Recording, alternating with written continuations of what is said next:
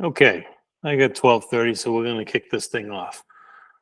Again, thank you all for joining today.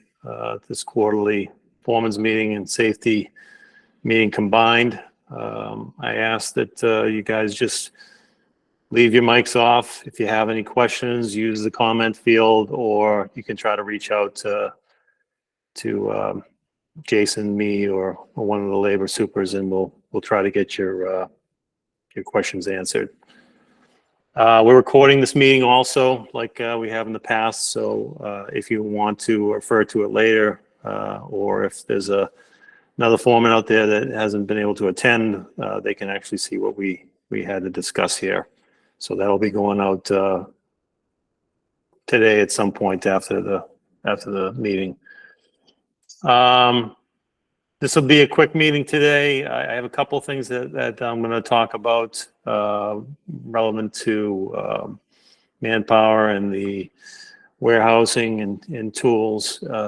But if we can, let's start with safety. Jason, you out there? I am. Good afternoon, Sean. Thank you, everybody, for joining. I don't have too much this time around. Most notable things that we've needed to talk about, we've covered in the past few months. Safety meetings, the foreman safety meetings there. So no notable injuries that we need to bring up, which is a good thing. You know, having nothing major to talk about can be a good thing. Some small housekeeping items. There are some changes with lift training.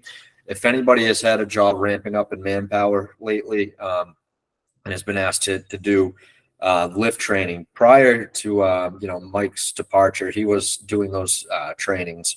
We don't do them in-house anymore. So you're going to have to reach out to your vendors and have that conversation with them of how you can easily get large groups trained at one time. Some vendors are different than others. Some of them will do a familiarization class, which is the ones you're probably familiar with, is the hour-long class, and then you go ride a lift around, go up, down, all around, and then they give you a card. Some of them now are 2 days, 8-hour each classes done on site or off site at their location. So make sure you have that conversation with your vendors when you start ordering lifts of how to get the correct training certificates for that. On the topic of certificates as well, if you have any past certificates, trainings you've done, please send them in. We're starting to keep a database of these things. It could be OSHA 10, OSHA 30, confined space, lift training cards, Hilti tools, anything. Send them in, please. We need to keep those on file. You never know. 10 years from now, you might need it to get onto a job. So it's good if we have those things. We have had a lot of confined space work recently. The process for that is normally give us as much time possible as you can to get set up. We need to get people trained first. That consists of us just popping open a laptop on your job site. We can even do it over Zoom, popping up a PowerPoint, and we go over the class with your guys and me teaching it. And at the end, you get a certificate. It's about 45 minutes, if that. And we cater it specifically to the confined space you're going to be working in. So it's an easy, quick class. So don't just go grabbing a sniffer and a tripod and head down holes. We have to do the class first.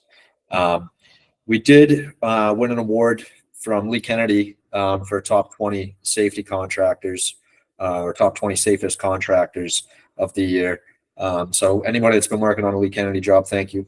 Your efforts definitely have gone a long way.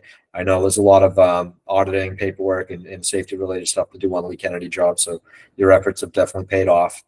So thank you for that. That's really all I have this time around, Sean. Thanks, Jason. That's great. Great news about Lee Kennedy. It's good to get attaboys for sure. For my portion of this, again, I'm going to keep it brief. There's only a couple of things I wanted to touch on. First was warehousing. Things have been slowing up a little bit. Jobs have been finishing. Some larger jobs have finished up, and we have a lot of new projects that are starting up, but they're slower to start up. So that transition has pushed a lot of things into the warehouse. PDUs come back, gang boxes, carts, ladders, all those things take up a lot of space in the warehouse. And I'm not saying that I don't want to get them back. I do want to get them back. I think what I'd be asking for is any new projects that are starting up. If you're looking at a project that will be taking manpower over the next several months or whatever, if you could just think about what your manpower is going to look like, what kind of tools you're going to need, try to make that list in advance, and maybe even think about taking some of that stuff and preparation for what you have coming. Again, we got Rubbermaid carts that are stacked up, 10 high, 6 deep.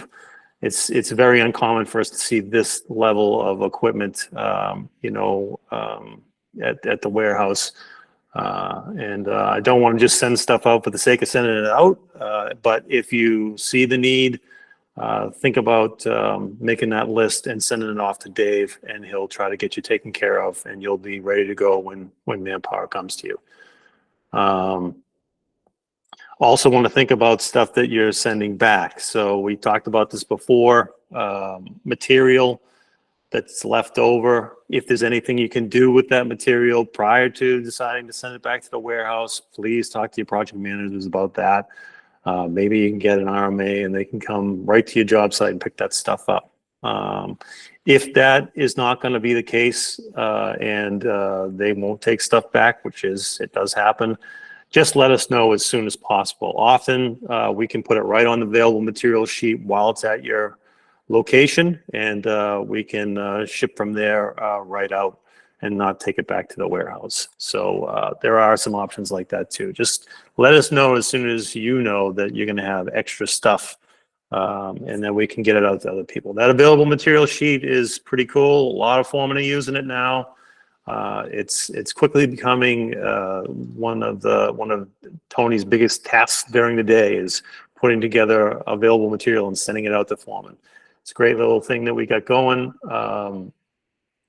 and it sends updates out regularly when new material gets on there, and it's working out pretty good so far. So please, if you haven't looked at it yet, you see those messages pop in there, just click the link and you can kind of see a summary view of the things that are available. And if they work out for you, great. And if not, then check them out when you're starting up a new project. Maybe there's some things in there. I know when looking in the yard, there's all kinds of conduit and sweeps and other things out there, and maybe you can save a few bucks. The last thing I wanted to touch on was apprentice evaluations. Every quarter we send out a notification to all foremen about apprentice evaluations, and just looking for some help. There's we got at least 20 entries the last quarter, which is great. It's good to get this information on apprentices, whether they need some help, they need some focus areas, or they're doing great. It's just a good way to keep us in touch with how they're doing.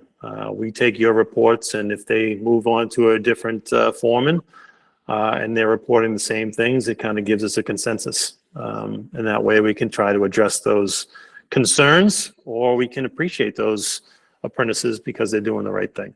So please, if you haven't done one, try to do those quarterly when they come out. If you need access to that form, just let us know, and we'll send that off to you too. And to those that have been doing it, thank you very much. It's appreciated.